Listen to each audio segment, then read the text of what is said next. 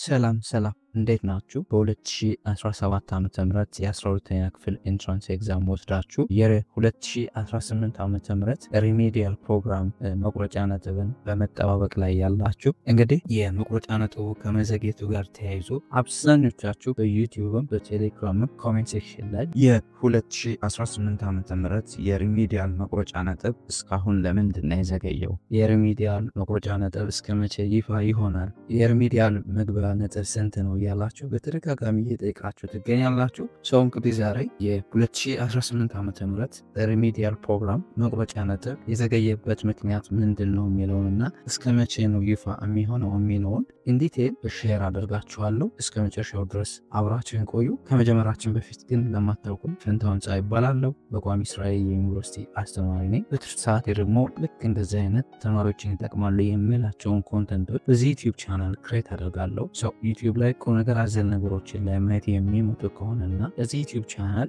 አዲስ ከሆናችሁ ሰብስክራይብ በማድረግ ቤተሰብ ሆኑ። ፋሚሊ የሆናችሁ ደግሞ መረጃው ለሌሎች ተማሪዎች እንዲደርስ ቪዲዮውን ላይክ፣ ሼር እያደረጋችሁ አስተያየት ካላችሁ ደግሞ ኮሜንት ሴክሽን ላይ አስቀምጡልን። ለስዳብ ትምህርት ሚኒስቴር እንደምታስታውሱት የ2017 ዓመተ ምህረት ኢንትራንስ ኤግዛም ውጤትን ቋግሜ ላይ ይፋ አደርጋለሁ ብሎ ነበር። እንዳያችሁት እንግዲህ ውጤቱ በጣም ዘግይቶ መስከረም 4 እና መስከረም 5 እንደወጣ ይታወሳል። አሁንም ትምህርት ሚኒስቴር የ2018 ዓመተ ምህረት ሪሜዲያል ፕሮግራም መቁረጫ ነጥብ እስካሁን ይፋ አልሆነም። ነገር ግን በ2018 ዓመተ ምህረት የሪሜዲያል ፕሮግራም እንዳለ ግን ራሳቸው የትምህርት ሚኒስትሩ ፕሮፌሰር ብርሃኑ ነጋ የ2017 ዓመተ ምህረትን 12ኛ ክፍል ኢንትራንስ ኤግዛም ሪዛልት አጠቃላይ ውጤቱን በተመለከተ ጋዜጣዊ መግለጫ ሲሰጡ እንግዲህ ከጋዜጠኞች የሪሜዲያልን በተመለከተ ከጋዜጠኞች ለተነሳላቸው ጥያቄ ሲመልሱ በ2018 ዓመተ ምህረት ሪሜዲያል ፕሮግራም እንዳለ ተናግረዋል።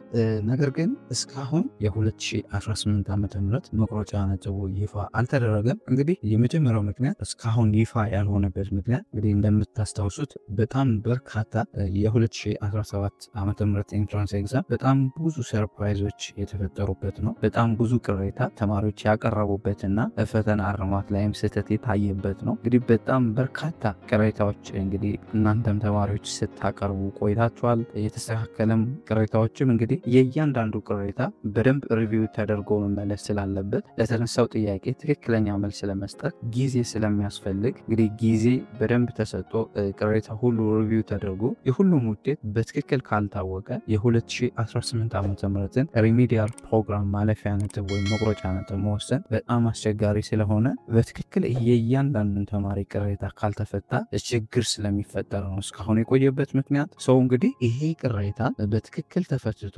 የሁሉም ውጤት በትክክል ሪቪው ተደርጎ የእያንዳንዱ ተማሪ ትክክለኛ ውጤቱን አግኝቶ ቅሬታ ያቀረበው ተስተካክሎ ቅሬታ ያቀረበው ሲሳሳትበት ተስተካክሎ ሳይሳሳትበትም ቅሬታ የሚያቀርብ ተማሪ ስለሚኖር ሁሉ ሪቪው ተደርጎ ነው እንግዲህ መቁረጫ ነጥባችሁ ይፋ የሚሆነው። ሰው እንግዲህ ግን ውጤታችሁ በ2018 ዓመተ ምህረት ሪሜዲያል ፕሮግራም ለመጠበቅ ወይም እንገባለን ብላችሁ የምታስቡ እንግዲህ የትምህርት ሚኒስትሩ ፕሮፌሰር ብርሃኑ ነጋ የ2017 ዓመተ ምህረት ኢንትራንስ ኤግዛም ውጤትን በተመለከተ አጠቃላይ ጋዜጣዊ መግለጫ በሚሰጡበት ወቅት ሪሜዲያልን በተመለከተ ከጋዜጠኞች ለተነሳላቸው ጥያቄ መልስ ሲሰጡ እንግዲህ ምንድነው ያሉት? በ2018 ዓመተ ምህረት ሪሜዲያል ፕሮግራም አለ። እንግዲህ ውጤቱ ግን ኤግዛክትሊ አልወሰንም። ነገር ግን ከ40% እስከ 50% መካከል ይሁን እያል እየተወያየን ነው። ነገር ግን ገና ውሳኔ ላይ አልደረስንም። ውሳኔውንም ስንጨርስ ቶሎ የምናሳውቅ ይሆናል ብለዋል።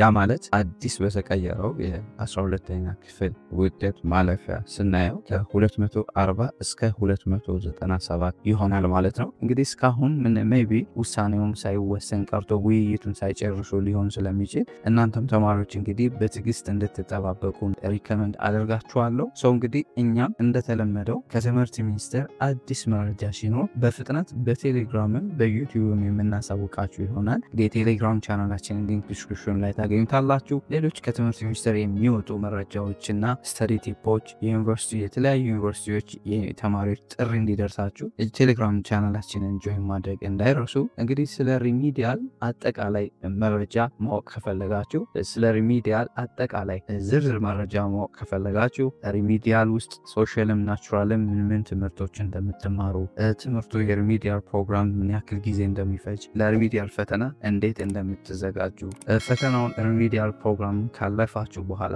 ምን ዲፓርትመንት መማር እንደምትችሉና አጠቃላይ ሪሚዲያልን በተመለከተ ዝርዝር መረጃ ማወቅ የምትፈልጉ ከሆነ ይህንን ቪዲዮ እንድታዩት ሪከመንድ አደርጋችኋለሁ።